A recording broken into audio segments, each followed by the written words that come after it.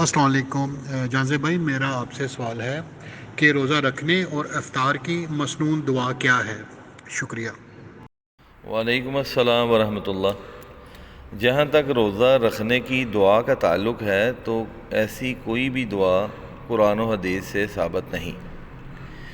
ہاں، افطار کرتے وقت روایت ملتی ہے سنن ابی داؤد کے اندر اور سنن الدارقطنی کے اندر۔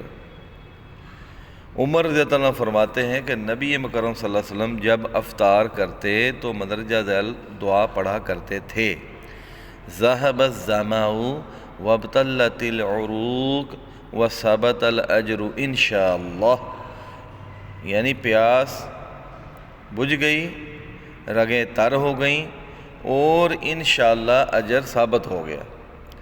تو یہ ہے نبی مکرم صلی اللہ علیہ وسلم کا طریقہ۔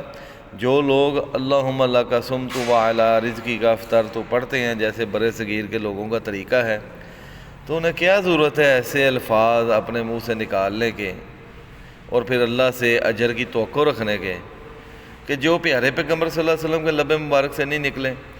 تو مسلمان کی محبت تو پیارے پیغمبر صلی اللہ علیہ وسلم سے ہونی چاہیے نا، نہ کہ اپنے امی ابا اور جو پرانے بزرگ تھے انہوں نے جو دعائیں پڑھیں ان کو علم نہیں تھا، بجائے ان کو علم دیں ہم ان کے پیچھے لگ گئے ہوئے نہیں، ابا نے یہ بولا تھا، اماں بھی ایسی پڑھتی ہیں تو یہی نیت کرتی ہیں، یہی دعا پڑھتی ہیں تو میں نے بھی یہی پڑھنا ہے۔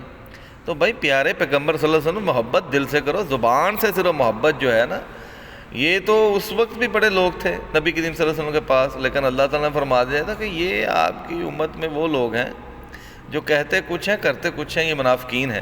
تو اس صفت میں نہ اللہ تعالیٰ معاف فرمائے ہم شامل نہ ہو جائیں۔ مسلمان کا کام ہے سمعنا واطعنا، جو نبی کریم صلی اللہ علیہ وسلم سے بات مل گئی، اللہ سے بات مل گئی، چپ کر کے اس کو سننے کے بعد اس پر عمل کر لے، بجائے کہ اس پہ اپنے باپ دادا جو ہیں ان کو سامنے لے آئے حجت کے طور پر۔ تو یہی تو وجہ ہے جس کی وجہ سے انسان بہکتا ہے۔ تو روزہ رکھتے وقت کوئی دعا نبی کریم صلی اللہ علیہ وسلم سے نہیں ملی، اگر کوئی ملے گی تو انشاءاللہ تعالیٰ وہ بھی بیان کی جائے گی، لیکن روزہ افطار کے وقت میں نے آپ کو بتا دیا ہے۔ اللہ تعالیٰ ہمیں سنت کے مطابق روزہ رکھنے اور کھولنے کی توفیق عطا فرمائے۔